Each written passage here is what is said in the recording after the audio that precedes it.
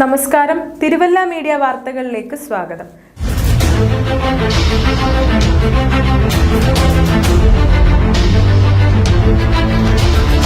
Survey നടപടികൾ പൂർത്തിയായില്ല. Mallappally Chelakkombu road വികസനം വൈകുന്നു.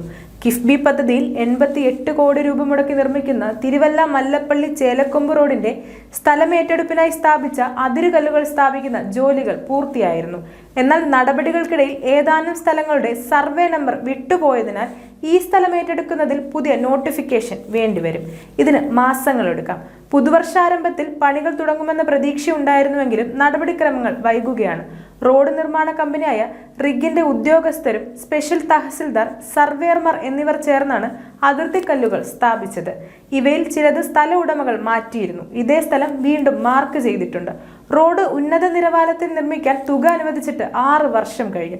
സ്ഥലമേറ്റെടുപ്പ് നടപടികൾ പൂർത്തിയാകാത്തതാണ് നിർമ്മാണം വൈകാൻ കാരണം. സ്ഥലം അളന്ന് തിട്ടപ്പെടുത്തിയെങ്കിലും സ്കെച്ച് ഇതുവരെ സമർപ്പിച്ചിട്ടില്ല. തിരുവല്ല മല്ലപ്പള്ളി ചേലക്കൊമ്പ് 20.4 കിലോമീറ്റർ ദൂരമാണുള്ളത്.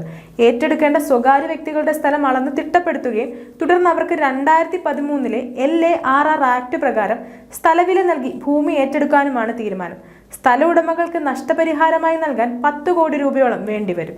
റോഡിന് നിലവിൽ 8 മുതൽ 10 മീറ്റർ വരെ വീതിയുണ്ട്. ഏറ്റെടുക്കേണ്ടത് 12 മീറ്റർ വീതിയാണ്. ഇതിൽ 7 മീറ്റർ വീതിയിൽ ടാറിങ്ങും 1.5 മീറ്റർ വീതം ഷോൾഡറും നടപ്പാതയും വരും. പണികൾ തുടങ്ങാനുള്ള നടപടിക്രമങ്ങൾ ഉടൻ പൂർത്തിയാകുമെന്ന് മാത്യു ടി തോമസ് MLA പറഞ്ഞു. News desk, Thiruvalla media.